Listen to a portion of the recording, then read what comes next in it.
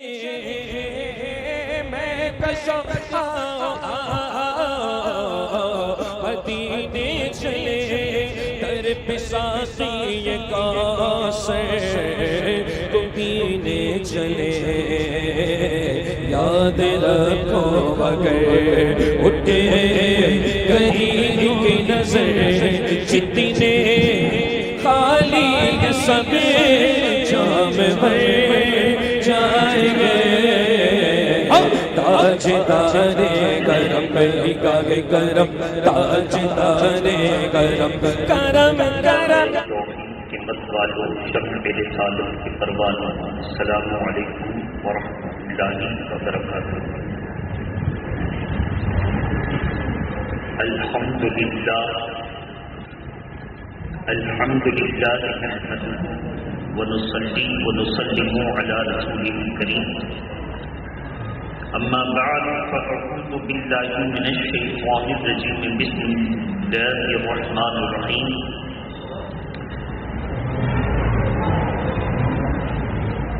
يا أيها الذين آمنوا كتب عليكم الصيام كما كتب على الذين من قبلكم لعلكم تتقون أياما معدودة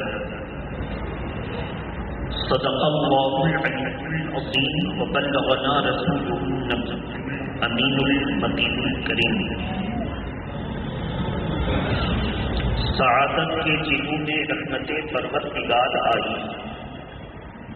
سعادت کے دلوں میں رحمت پروردگار آئی، مسلمانوں کے گھر چل کر خدا کا لطف عام آیا۔ در میخانے وحدت کے پٹ جبریل نے کھولے، در میخانے وحدت کے پٹ جبریل نے کھولے، ترستے تھے جسے میخار گردش میں وہ جان آیا۔ عزیزان ملت اسلامیہ، آج کی اس محفل محبت میں گزشتہ سے منسلک مسلمانوں کے لیے عظیم الشان مہینہ اور عالم اسلام کے لیے یہ رحمت والا، بخشش والا اور مغفرت والا مہینہ جو 3 عشروں پر منحصر ہے، اس مقدس مہینے کے تعلق سے ہم اور آپ پہلا جمعہ پڑھ رہے ہیں۔ فضیلت سے بھرپور ہے اور مسلمانوں کے لیے اس میں نجات اور فلاح ہے۔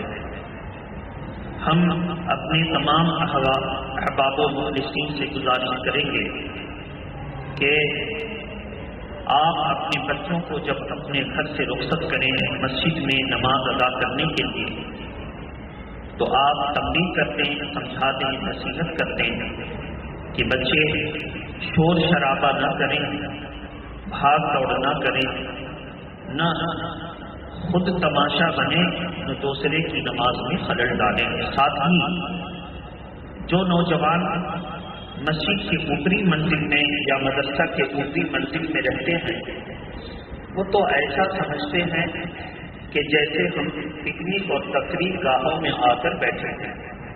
اتنا اطمینان سے گپ کرنا اور باتیں کرنا کہ جیسے لگتا ہی نہیں ہے کہ وہ مسجد میں آئے ہیں۔ اگر کسی کو دیکھنا ہو تو کبھی کبھار جو ذمہ دار ہیں وہ جا کر مسجد کے اوپری منزل میں اور مدرسہ کی اوپری منزل میں جا کر دیکھیں۔ کبھی تو ایسا لگتا ہے کہ یہ مسلمان ہیں، ہم لوگ پل پل روتے اور تڑپتے ہیں، پریشان ہوتے ہیں، ایک کوئی خبر آ جاتی ہے تو ایسا لگتا ہے کہ مسلمان کا کوئی ہمدرد پیدا ہو جاتا اور اس کو اس مصیبت سے نجات دلا دیتا۔ تو کچھ لوگوں کا تو یہ جذبہ ہے اور کچھ لوگوں کا یہ ہے کہ وہ خواب غفلت میں سوئے ہیں تو اٹھنے کے لیے تیار ہی نہیں۔ بہرحال اب وہ اٹھتے ہیں کہ نہیں اٹھتے یہ تو ہمیں نہیں معلوم، مگر اتنا ہم ضرور کہیں گے کہ آپ دوسرے کی نماز میں دخل انداز نہ بنیں۔ اوپر والوں کی مسلسل شکایتیں آتی رہتی ہیں کہ ہم لوگ کبھی کبھی تکبیر بھی نہیں سنتے، اٹکل سے نماز پڑھ لیتے ہیں، تقریر نہیں سنتے، کیا کہا سمجھ میں بات نہیں آتی۔ نوجوان ہو کر اتنا زور زور سے جو ہے گفتگو میں مند رہتا ہے، یہ اچھی بات ہے. ذرا کبھی کبھی دیکھ لیا کریں جو ذمہ دار ہیں، تاکہ ان کو تبدیل کرتے ہیں تو ایسا لگے کہ ہاں ہم پر بھی کوئی ذمہ دار ہے اور صحیح راستے پر دے چلتا ہے. بہرحال مسئلہ یہ ہے کہ دل میں اگر تقویٰ ہے، اللہ کا خوف ہے اور گناہوں سے بچنے کا جذبہ ہے، تو اگر وہ تفریح کار میں بھی رہے گا تو وہاں پر بھی شریعت پر عمل کرے گا. اور اگر گناہوں کا جذبہ نہیں ہے تو مسجد میں بھی وہی کرے گا جو آپ دیکھ رہے ہیں، سن رہے ہیں. محبت کے ساتھ آج جمعہ ہے اور رمضان کا پہلا جمعہ ہے. اس کی فضیلت کتنی عظیم شان ہے. جن لوگوں نے رمضان کے روزے رکھے، شریعت کے مطابق اپنی طبیعت کو نہ لگایا، ان کے لیے کیا خوشخبری ہے اس کو بھی سننا ہے. نمبر 2، روزہ 3 چیزوں سے ٹوٹ جاتا ہے، اس کو بھی آپ کو سمجھنا ہے. بہت سے لوگ تھوڑی بات سے بھی پریشان ہو جاتے ہیں اور بہت سے لوگ ٹوٹ گیا روزہ لیکن کوئی پریشانی نہیں ہے. یہ افراط و تفریح کا ماحول ہے، اس کو سمجھنے کی کوشش کرنا ہے. محبت کے ساتھ درود شریف پڑھ لیجیے. اللہم صلی علی سیدنا شیخنا حبیبنا مولانا محمد وآلہ واصحابہ وبارک وسلم. صلاۃ و سلام علیہ یا رسول اللہ صلی اللہ علیہ وسلم. سب سے پہلے اللہ کا ارشاد. اللہ تبارک و تعالیٰ ارشاد فرماتا ہے قرآن مجید 12 نمبر 2 رکوع نمبر 7، یا ایھا الذین آمنوا کتب علیکم الصیام کما کتب علی الذین من قبلکم لعلکم تتقون ایاما معدودات. اے ایمان والو، تم پر روزے فرض کیے گئے جیسا کہ تم سے اگلوں پر روزے فرض کیے گئے تھے تاکہ تم متقی بن جاؤ. یہ روزے کتنے ہیں؟ گنتی کے چند دن ہیں، یعنی 1 مہینے کا روزہ فرض کیا گیا. اللہ کے پیارے نبی صلی اللہ علیہ وسلم سے پوچھا گیا یا رسول اللہ، یہ روزہ ہمارے لیے ہے، اس کی فضیلت کیا ہے، ہمارا اس میں فائدہ؟ اللہ کے پیارے نبی ارشاد فرماتے ہیں من صاما رمضان ایمانا واحتسابا فغفر له ما تقدم من ذنبه.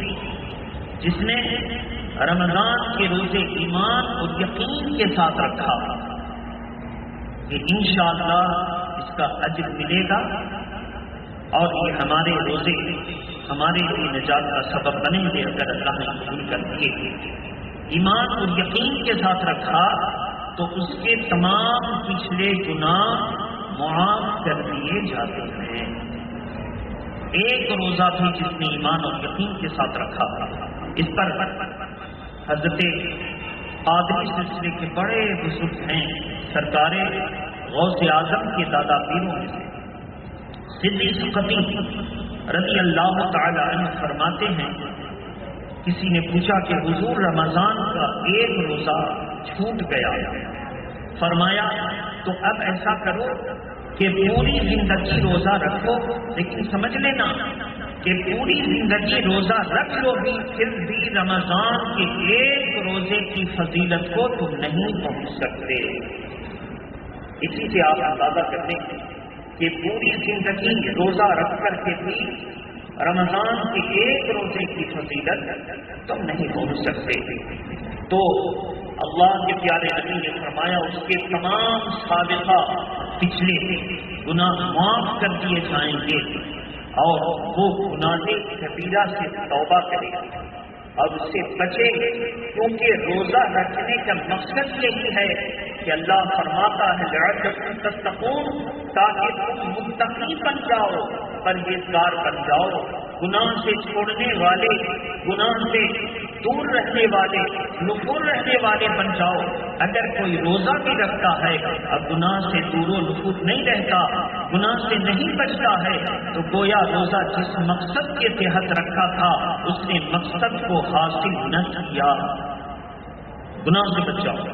درود شریف پڑھنی. اللہم صلی علی سیدنا شیخنا حبیبنا مولانا محمد وآلہ واصحابہ وبارک وسلم. سرکار دو عالم حضور مجسم صلی اللہ تعالی علیہ وسلم نے اس روزے کے فضیلت کے تعلق سے اور جمعہ کے تعلق سے فرمایا کہ جیسے ہی جمعرات یعنی پنجشنبہ کا دن یعنی عربی میں یوم الخمیس ختم ہوتا ہے اور جمعہ کی رات آتی ہے، تو جمعہ کی رات شروع ہو کر اللہ تبارک تعالیٰ جب جمعہ کے دن کو بھی ختم فرماتا، یعنی پوری 24 گھنٹہ اللہ کے پیارے نبی فرماتے ہیں، تو جمعرات کا دن ختم ہوا اور سنیچر کی رات آنے والی ہے، اس کے پہلے تک یعنی پورے جمعہ کے رات اور دن میں ہر گھڑی اللہ تعالیٰ 10 لاکھ ایسے گناہ جو اپنے گناہ کی وجہ سے جہنم کے مستحق ہیں مگر ہیں مومن، اللہ ان کو جہنم سے نجات عطا فرماتا۔ ہر گھڑی کا جب بہت ترجمہ آپ دیکھیں گے تو اس میں عربی میں آتا ہے ساعت، اور ہر ساعت میں اس کو گھڑی ترجمہ کیا گیا، اس سے مراد ہے ہر گھنٹہ، ہر ایک گھنٹے میں اللہ تعالیٰ 10 لاکھ مستحقین جہنم کو جہنم سے نجات عطا فرماتا ہے۔ تو آپ اندازہ کریں کہ یہ اس کی رحمت کاملہ ہے۔ اب جس نے پورے ہفتہ روزہ رکھا اللہ کو راضی کر دیا، ظاہر ہے اسی کو نجات ملے گی۔ تو اب سوال ہے کہ جب نجات مل گئی کیسے پتا چلے کہ ہم کو نجات ملی کہ نہ ملی؟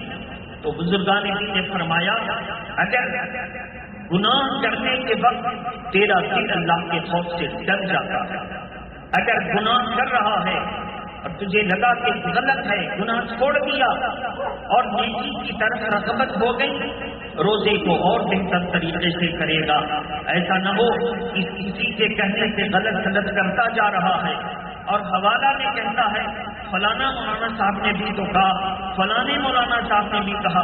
ابھی پورے واٹس ایپ اور جتنی گروپ ہیں اس میں دھوم دھمال دیکھ لیجیے، ہر آدمی اپنے اپنے طور پر کہہ رہا۔ ایک سوال لکھ کر بھیجا گیا تو ایسی صورت میں مختلف جواب آئے، کسی نے کہا روزہ ٹوٹ گیا، کسی نے کہا روزہ نہیں ٹوٹا، اور سب آدمی آپ اندازہ کریں ایسے پسند دور میں بہتر ہمارے لیے یہی ہے کہ ہم بہار شریعت کا مطالعہ کریں، فتاوی رضویہ کا مطالعہ کریں، قانون شریعت کا مطالعہ کریں، جنتی زیور کا مطالعہ کریں۔ وہ اکابرین جو ہمارے دین کی خدمت کرتے کرتے دنیا سے گزر گئے ان کی کتابوں کا مطالعہ کریں تو آپ کے دل کو یقین ہوگا کہ یہ اختلاف کرتے ہیں لیکن ان بزرگوں نے جو ہمیں بتا دیا وہی قرآن اور حدیث کا صحیح فیصلہ ہے۔ جو اپنے پرانے بزرگان دین کے نقش قدم کو چوم کر چلے گا ہم کو لگتا ہے وہی نجات پائے گا۔ آپ کہیں بھی ایک سوال کر کے دیکھتے مختلف جوابات، دماغ پریشان ہو جائے گا، کریں تو کیا کریں؟ اسی لیے ہم کہتے ہیں آپ کپڑا نیا پہنیے، آپ گاڑیاں نہیں خریدیے، موبائل نیا خریدیے، سب آپ دنیا کی اس بات سے نیا کیجیے، لیکن آپ شریعت کے معاملے میں وہی پرانے راستے پر چلیے۔ پرانے راستے پر چلیں گے تو کوئی آپ کو بہکا نہ کرے، اسی پرانے راستے پر چلیں گے۔ آج ہم اسی پرانے راستے پر چلتے ہی ہیں اور آپ کو چلنے کی ترغیب بھی دیتے ہیں تاکہ کل قیامت کے دن نہ ہمیں رسوائی ہو نہ آپ کو رسوائی ہو۔ درود شریف پڑھیں، اللہم صلی علی سیدنا سیدنا حبیبنا مولانا محمد وآلہ وصحبہ وبارک وسلم، صلاۃ و سلام علیک یا رسول اللہ صلی اللہ تعالی علیہ وسلم۔ دیکھیے جان بوجھ کر کے روزہ کو توڑ دینا، یاد آیا، یاد تھا اس کو، کھایا اور پیا یا جماع میں مشغول ہوا بیوی کے ساتھ، تو ایسی صورت میں روزہ بھی ٹوٹ جائے گا اور کفارہ بھی دینا ہوگا۔ کفارے کی صورت جو اب بچی ہے وہ یہ ہے کہ 60 مسکینوں کو پہلے تو 60 روزے رکھے گا ایک دم لگاتار، ایک دن بھی ناغا ہوا تو پھر سے 60 رکھے گا۔ سوچئے کہ اس کا کفارہ کو ہندی اور اردو میں بولتے ہیں بھرپائی۔ اس کی بھرپائی کیسے ہوگی؟ اب تو غلطی ہو گئی، تو اس کو عربی میں کہتے ہیں کفارہ۔ کفارہ عربی میں بھرپائی، اردو اور ہندی میں اس کی بھرپائی کیسے ہوتی ہے؟ اگر کسی نے جان بوجھ کر کے روزہ کو توڑ دیا یا یاد تھا کھایا پیا جماع میں مشغول ہوا تو اس کو قضا کرنے ہوں گے اور روزہ بھی توڑ گیا۔ بھول سے کھایا پیا یا جماع میں مشغول ہوا اس کا حکم ہے یاد آتے ہی فوراً وہ تھوک دے اور جدا ہو جائے، اس کا روزہ بچ گیا، اس کے اوپر کوئی ملامت نہیں ہے۔ بھول چوک کو اللہ کے پیارے نبی صلی اللہ علیہ وسلم نے معافی کا اعلان فرمایا۔ صحابہ نے پوچھا یا رسول اللہ اس امت کی فضیلت کیا ہے؟ فضیلت تو اور امتوں سے بہت ہے، ایک فضیلت یہ کہ اگلی امتیں جب کوئی گناہ کرتی تھیں تو جان بوجھ کر ہو یعنی دانستہ، بھول کر ہو یعنی سہون ہو، نسیانن ہو، دانستہ طور پر ہو، ان کا گناہ لکھا جاتا تھا۔ لیکن میری امت کی فضیلت یہ ہے کہ جب یہ امت بھول سے کوئی غلط نہ کرے گی اس پر کوئی گناہ نہیں ہوگا، ہاں یاد آنے کے بعد فوراً اس غلطی سے الگ ہو جائے، یہ امت کی فضیلت ہے۔ تو میرے محترم اور دوسری فضیلت کہ جب تک یہ امت گناہ کا ارادہ کیے رہے گی فرشتہ قلم نہیں چلاتا۔ اگلی امتیں گناہوں کا پروگرام کر لیتی تھیں، یہ کرنا ہے وہ کرنا ہے، ڈانس پارٹی میں شرکت کرنی ہے، اس کو گالی دینا ہے، اس کو ایسے جواب دینا ہے، تو فوراً ان کا گناہ لکھ لیا جاتا تھا۔ لیکن اس امت کی فضیلت ہے کہ فرشتہ قلم اٹھاتا ہے کہ اس نے ارادہ کیا، آپ کے رب کی رحمت، ہم سب کے رب کی رحمت کہتی ہے نہیں ابھی نہ لکھو کہ ابھی اس نے کیا نہیں ہے، اور اس وقت تک انتظار کیا جاتا ہے جب تک وہ بندہ رجوع نہ کر لے، یعنی اپنے ارادے سے باز نہ آ جائے، یا پھر وہ بندہ جو ہے اس کو کر نہ لے، یعنی اس فعل پر جو ارادہ کیا عمل کر دے، تب لکھا جاتا ہے۔ اور جب لکھا جاتا ہے تو پھر اس کے بعد وہ احساس کرتا ہے کہ نہیں یہ تو ہم نے غلط کیا، پھر توبہ کر لیتا ہے۔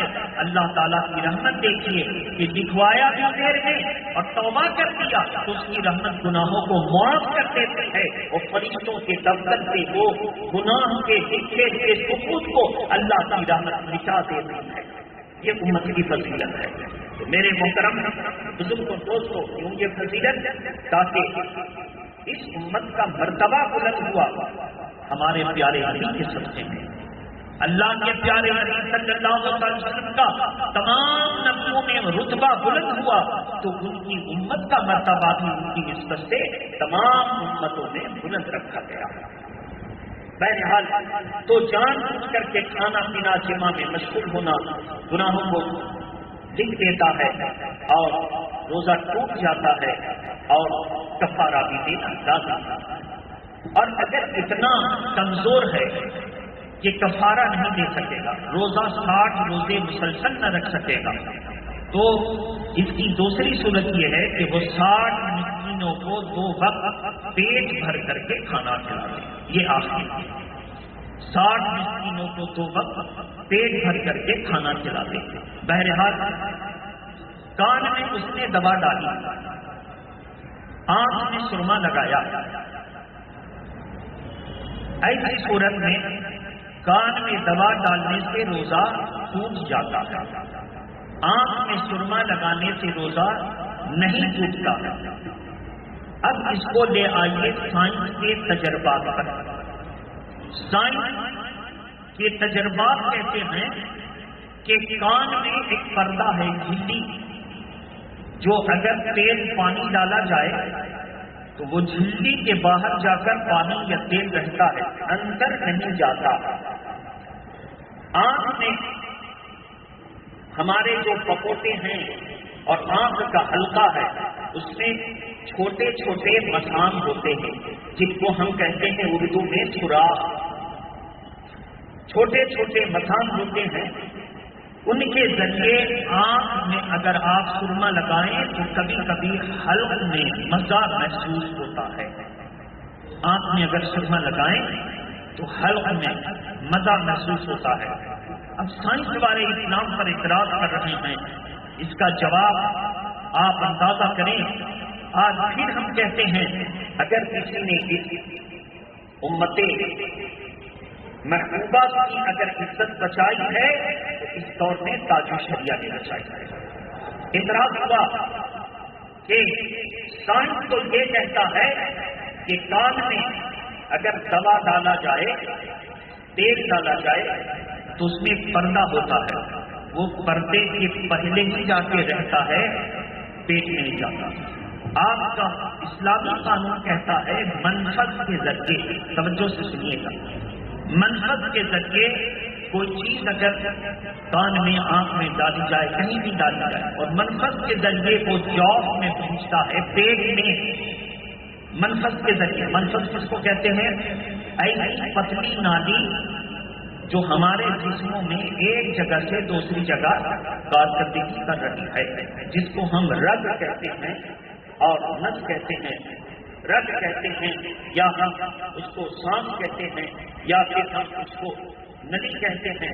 پیٹ میں چلا جانا ہے۔ اگر منفذ کے ذریعے کوئی ایسی چیز ڈالی اور وہ پیٹ میں، جیسے منہ آپ کھاتے ہیں، ناک سے آپ پیتے ہیں، وہ حلق کے راستے سے جو پانی اور کھانے کی پائپ ہے اس کے ذریعے پیٹ میں پہنچتی ہے، جہاں حلق سے وہ چیز نیچے اتری روزہ کو توڑ دیتی ہے۔ ایسی صورت میں تو کان میں تو جھلی ہے مگر آنکھ میں کوئی جھلی نہیں، اور آپ کے پیارے نبی کہتے ہیں کہ کان میں جھلی ہے پھر بھی تیل ڈالا تو روزہ ٹوٹ گیا، اور آپ کے نبی کہتے ہیں کہ آنکھ میں سرما لگایا تو روزہ نہیں ٹوٹا۔ یہ کیسے ہو سکتا؟ جبکہ آنکھ میں منفذ نہیں ہے، آنکھ میں منفذ ہے تو روزہ کیسے ٹوٹا؟ اور کان میں تو منفذ نہیں ہے، تیل جا کے وہیں ٹھہر گیا تو روزہ ٹوٹنے کا حکم دیتا۔ گویا کہ سائنس کہتا ہے کہ یہاں جھلی ہے مگر اسلام کہتا ہے کہ روزہ ٹوٹ گیا۔ سائنس کا حکم یہ ہے کہ آنکھ میں چھوٹے چھوٹے سوراخ ہوتے ہیں، اس کی وجہ سے سرما لگاؤ تو حلق میں محسوس ہوتا ہے، مگر آپ کے یہاں روزہ نہیں ٹوٹتا، تو بات سائنس سے ٹکرا گئی۔ تاج شریعہ نے کہا کوئی ٹکراؤ نہیں ہے۔ کیا کہا؟ کوئی ٹکراؤ نہیں ہے، تمہارے سائنسدانوں کی تھیوری، تجربات بدل سکتے ہیں، ہمارے نبی کا فرمان بدل نہیں سکتا۔ کہا کیسے؟ بتائیے۔ کہا کہ آدمی کے جسم میں بھی مسام ہوتے ہیں۔ کیا ہوتے ہیں؟ چھوٹے چھوٹے باریک سوراخ، تبھی تو اس سے پسینہ آتا ہے۔ زور سے بولیے پسینہ۔ ایک دوسرے تجربات کی طرف ہم آپ کی توجہ کرا دیں۔ اگر کوئی پلاسٹک سرجری کرا دے تو آپ دیکھیں گے کہ جتنی دور تک پلاسٹک سرجری ہوئی ہے، جب پلاسٹک کا کوٹ اس پر چڑھا ہوگا تو پسینہ نہیں آئے۔ زور سے بولیے پسینہ۔ اللہ تعالیٰ اس سے محفوظ رکھے، وہ بہت ریئر ہے۔ بہرحال کہنے کا مطلب یہ ہے کہ مسام چھوٹے چھوٹے سوراخ ہوتے ہیں۔ پیارے آقا صلی اللہ علیہ وسلم جب گرمی کی شدت بڑھ جاتی تو اپنی امت کے قلب کو سکون دینے کی نیت سے تعلیم جاری فرمایا اور اپنے بدن پر پانی ڈلواتے اور اس طرح سے گرمی کو دور کرتے اور اطمینان سے روزہ رکھتے۔ لیکن اگر کوئی اس نیت سے پانی بدن پر بہا رہا ہے اور اس کو کوئی بے چینی نہیں ہے، نہیں کر ہائے گرمی، روزہ رکھ کر بے صبری کا مظاہرہ نہیں کر رہا ہے، صرف اپنے بدن کو ٹھنڈک دینے کے لیے کر رہا ہے، تو اس کے لیے پانی ڈالنا، اس کے لیے بھیگا کپڑا کو لپیٹنا جائز ہے۔ لیکن بے صبری، بہت گرمی ہے، بہت پریشانی ہے اور پانی ڈال رہا ہے اور کپڑا بھیگا کے لپیٹ رہا ہے، یہ بے صبری ہے، اس سے روزے کا ثواب کم ہو جاتا ہے۔ اب کوئی ڈائریکٹ حدیث کے پاس پڑھ لے، کہا جب نبی نے اپنے سر پر پانی ڈالا تو ہم کیوں نہیں ڈال سکتے؟ اللہ کے پیارے نبی کی کیسے صحابہ بیان کرتے ہیں کہ ہاں نبی نے پانی ڈالا لیکن بے صبری کرتے ہوئے نہیں، وقار کے ساتھ، حلم کے ساتھ پانی ڈالا، کوئی بے صبری کا جملہ نہیں، اور پانی ڈال کر کے اپنی کمزور امت کو تعلیم دے دیا کہ اگر روزہ رکھ کر بے صبری کا مظاہرہ نہ ہو تو اپنے بدن کو ٹھنڈا کرنے کے لیے جو انتظام ہو سکتا ہے کر سکتے ہو، کیونکہ یہ مسام سے جو پسینہ نکلتا ہے اور اس مسام کے ذریعے جب پانی ڈالا جائے تو ایسا لگتا ہے کہ جلد ٹھنڈی ہو گئی، کھالیں ٹھنڈی ہو گئی، روح کو سکون ملتا ہے، تو کیا اس سے بھی روزہ ٹوٹنے کا حکم ہوگا؟ نہیں، اس سے روزہ نہیں ٹوٹے گا، اس لیے کہ جو اندر آپ کو ٹھنڈک پہنچی ہے وہ مسام کے ذریعے پہنچی ہے، منفذ کے ذریعے نہیں پہنچی ہے۔ منفذ کا مطلب وہ راستہ جو پیٹ کے اندر جاتا ہے۔ تو کوئی اپنے بدن پر پانی ڈال دے تو وہ پانی اس کے پیٹ میں نہیں جا سکتا، اس کے بدن کو ٹھنڈک پہنچا سکتا ہے۔ تو تازی شریعت نے کہا آنکھ میں جو ہمارے مسام ہوتے ہیں وہ مسام ہیں، سوراخ ہیں، منفذ نہیں ہے۔ کیا ہے وہ؟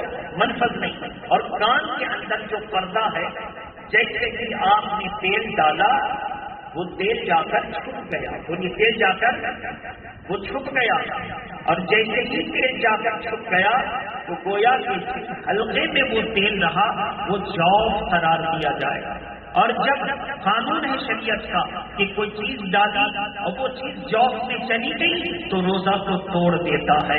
جب یہ تحقیق تازی شریعہ نے پیش کی، اسی تحقیق کو بہت سے لوگوں نے دہرایا اور دہرا کر کے دنیا والے کو بتایا کہ دیکھو کان میں چونکہ تیل جا کر چھپ جاتا ہے اور وہ جوف میں ٹھہرتا ہے، اور شریعت کا قانون ہے جو دوا جو پانی جوف میں چلا جائے وہ روزہ کو توڑ دیتا ہے، جو مسام کے ذریعے جائے، سوراخ کے ذریعے جائے، وہ روزہ کو نہیں توڑتا ہے، وہ روزہ کو نہیں توڑتا ہے۔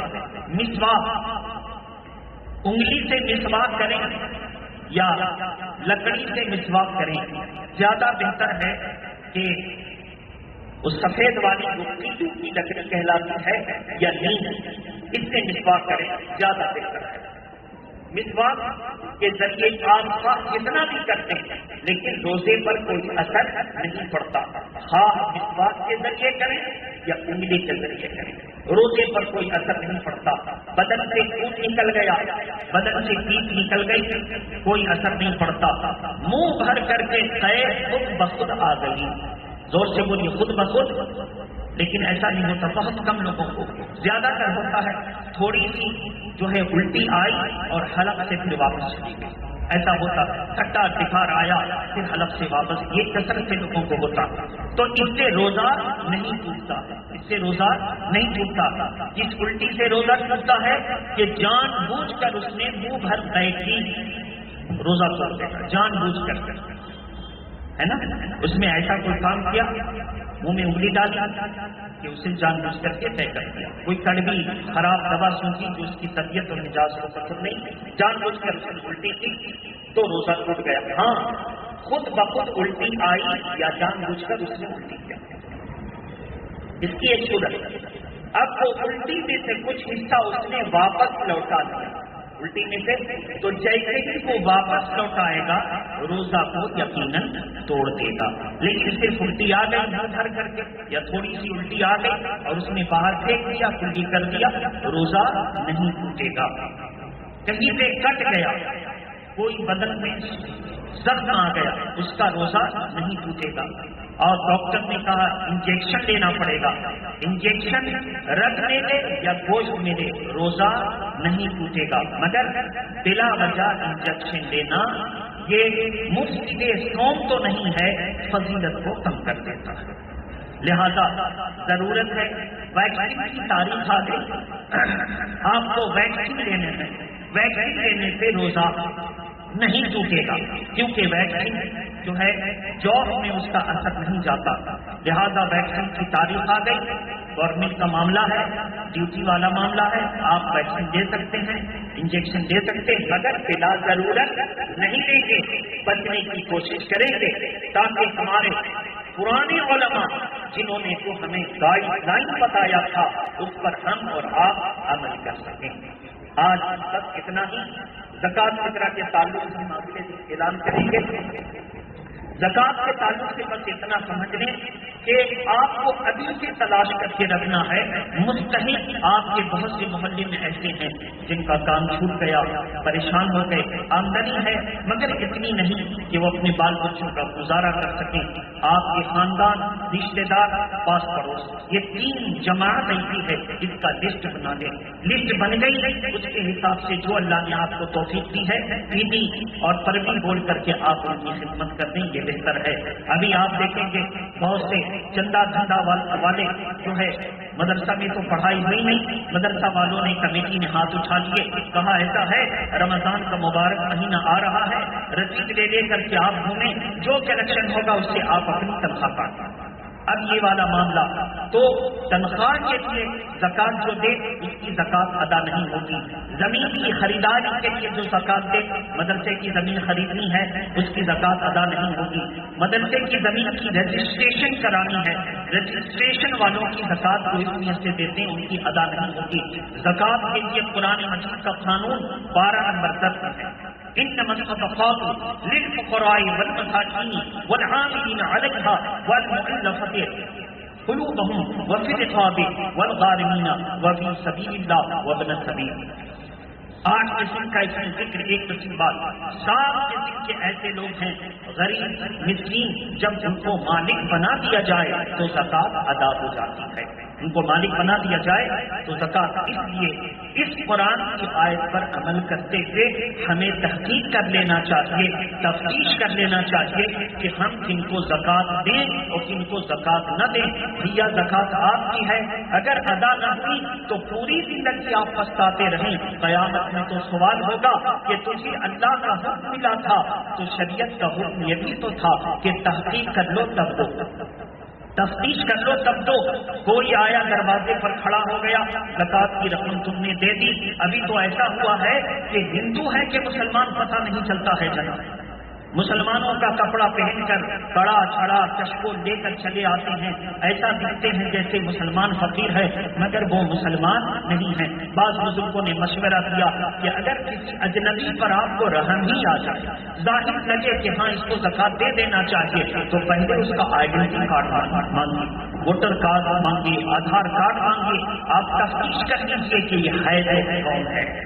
اس لیے ہم پر اور آپ پر اپنی نماز کی بھی حفاظت ضروری ہے، روزے کی حفاظت ضروری ہے، زکات کی حفاظت ضروری ہے. اگر ہم نے اس ضروری پر اقدام نہ کیا تو جو کچھ بچا کچا ہے وہ سب ختم ہو جائے گا. بہت سارے غریب مسلمان بہت سارے پریشان حال ہیں، ان کا حق ہے آپ کے اوپر، آپ ان کو دیں. اللہ تبارک تعالیٰ ہماری اور آپ کی حاضری کو قبول فرمائے. رمضان کا آخر جب عشرہ ہوگا یا 15 دن گزر جائے گا تو رسیدیں میرے پاس اب آ جائیں گی. اگر آپ کی طبیعت چاہے تو آپ آ کر اس میں جمع کر سکتے ہیں. انشاءاللہ وہ محفوظ ہاتھوں میں ہو کر محفوظ جگہ پر پہنچا دیا جائے گا. آپ بھی نصیب بنا دیں گے. واخر دعوانا الحمدللہ رب العالمین. السلام علیکم.